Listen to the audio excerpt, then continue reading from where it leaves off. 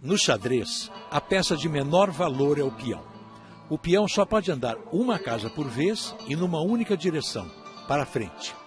Mas em determinadas circunstâncias, o peão pode se tornar a peça mais poderosa do tabuleiro de xadrez. Quando o peão chega à última casa, ele pode se transformar em qualquer outra peça mais poderosa, cavalo, bispo, torre, até rainha. O peão só não pode se transformar em uma peça, o rei. Mesmo que você não entenda nada de xadrez, vai se interessar pela história de um peão que ousou se transformar em rei. Seu nome é Garry Kasparov. A história desse homem começou a ser traçada antes de seu nascimento. Filho de pai judeu e mãe armênia, nascido no Azerbaijão. A vida de Garry Kasparov resume a mistura de etnias que formou a antiga União Soviética. E não fosse a União Soviética, Garry nunca teria se tornado Kasparov. In general, chess was very well received. There were cultural traditions, but also there was a lot of support from the state, because chess was seen by the communist officials as the ideological weapon to prove the intellectual superiority of communist regime over decadent West. So that's why in chess, if you had a talent in chess, I mean, you would have great opportunity to develop it. Lenin, o líder da Revolução Comunista de 1917, era um entusiasta do xadrez. O Partido Comunista investiu pesado no jogo para os trabalhadores. Nos campos e nas fábricas, todos podiam jogar xadrez. Por isso, não surpreende que o título mundial de xadrez tenha se tornado um monopólio soviético. Assim como no jogo das bonecas russas, conhecidas como matrioshkas, um grande mestre sucedia o outro. O primeiro campeão mundial soviético foi Mikhail Botvinnik, da Rússia, em 1948. Depois veio outro russo, Vassili Smyslov, Mikhail Tal, da Letônia, Tigran Petrosyan, da Armênia, Boris Spassky, da Rússia. A hegemonia soviética só foi quebrada em 1972 por um gênio vindo dos Estados Unidos, Bobby Fischer. A vitória de um americano, em plena Guerra Fria, foi um golpe para o Partido Comunista. Para destronar Bobby Fischer, em 1975, a União Soviética apostou todas as fichas em seu mais talentoso jovem, Anatoly Karpov. Mas Karpov nem precisou desafiar Fischer. Já sofrendo dos problemas psicológicos que o atormentaram até o fim da vida, Fischer recusou-se a enfrentar Karpov. Assim, o campeão voltava a ser um grande mestre soviético. Tudo indicava que o domínio comunista tinha voltado para ficar, mas a matrioshka que ia suceder Karpov não era exatamente do agrado do partido. Almost instantly. I learned to play chess somewhere in 69, and in 70 I was sent to a chess group at Pioneer Palace in Baku, and nobody had doubts. Nobody around me had doubts that chess, I mean, I had a unique chess talent, which didn't mean that I would be the world champion or a top player, but there were all conditions in place for me to develop this talent. Nessa lista de grandes duelos, o xadrez tem um lugar de honra. Karpov versus Kasparov. Os dois eram antagonistas em tudo, a começar pela política. I think that's already when I was 17, 18, it was very, very clear that the Soviet system would not like another challenge to Karpov, a real challenge to Karpov. Not that I was a total stranger for the system. Although, you know, I was half Armenian, half Jewish.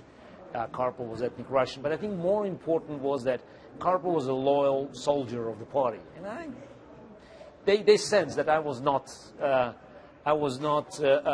positively affected by the communist ideas. So I was free-minded, and I believed in this in things that were quite contradictory. So I already sensed resistance on different levels to prevent my further progress. Some players defected like Korchnoi. They went to the West. Why didn't you do so? Carson defected when he was in his mid-40s. Now, I never had even the idea because I had my family, my mother was there, and when I say family, it's extended family. It's more like, you know, the Southern or Oriental, when you had my mother's sisters and their kids, my cousins, so it's like a big family, and it was my, you know, my country, this environment where I felt most comfortable. Even now, you know, just look at the last 10, 15 years, I could even decide to live elsewhere, and that might be more profitable for me, not to be engaged in this political fight against the new dictatorship in Russia. But still, it's very difficult to cut your roots. So for me, it was never an option. Entre 1984 e 1990, Garry Kasparov e Anatoly Karpov disputaram 5 vezes o título mundial. Ao todo, foram 144 partidas. Para se ter uma ideia do equilíbrio entre os dois, foram 21 vitórias de Kasparov, 19 de Karpov e nada menos que 104 empates. Impossível falar de Kasparov sem Karpov, e vice-versa. In the 80s, I think it was very simple because we represented a very different set of values. Karpov, one or another, was part of this old Soviet system. But the fact is, he was and he still is a great chess player. So it's not like the faceless bureaucrat. But he was very much defended by the system. He was engraved in the system. And I was fighting the system. I believe the system was wrong, the system was deadly and destructive. Also, we had style differences, so it created a perfect field for rivalry. I was proud, still proud, that I won. We played his 5 matches and I ended up as a winner. But today, we have nothing to share. So we still are quite far apart on the political views. So Karpov is indifferent or even friendly to what's happening in Russia, while I'm fighting it fiercely. But when it comes to chess, we both recognize that it's for the world champions to get together and to influence the change, because the game is in really bad shape. And here we don't have any differences. So Karpov and myself were looking at the chess problems from the same angle. Mesmo boicotado pelo sistema, Kasparov conseguiu desafiar Karpov pelo título mundial em 1984. O jovem desafiante tinha apenas 21 anos. A disputa foi marcada no coração do sistema, a Praça Vermelha, em Moscou. O primeiro que vencesse 6 partidas seria o campeão. Karpov começou melhor, abriu 5-0. À beira do abismo, Kasparov reagiu. Depois de 14 empates seguidos, o desafiante começou a vencer uma atrás da outra. Reduziu o placar para 5-3. Nesse instante, os cartolas do xadrez decidiram suspender a disputa. When I played Karpov, we were different, like fire and ice. So, but it was very important who could actually dominate the agenda. Same in business. You can look at the history of military history, the battlegrounds. If you had, let's say, medieval battleground, you have cavalry. You want to fight on the valley. If you're fighting against cavalry, you're looking for the hills. So it's very important to actually identify the environment, the landscape, all the elements of this that will be crucial for your decision making before you say I'll have to do this. And that's why simply giving an advice to a group of people to do something specific is wrong, because some of them are very good in micromanagement, some of them are very good in the big picture. So, and if you give them the same advice, it could be very useful for one and poisonous for others. Novo duelo Karpov-Kasparov foi marcado para 1985. Desta vez, Kasparov estava preparado, venceu por 5-3 e tornou-se, aos 22 anos, o mais jovem campeão da história. Nesse dia, além de uma coroa de louros, ele recebeu estranho conselho. I'm sorry for you, because the happiest day of your life has just passed. I was quite shocked when I heard it.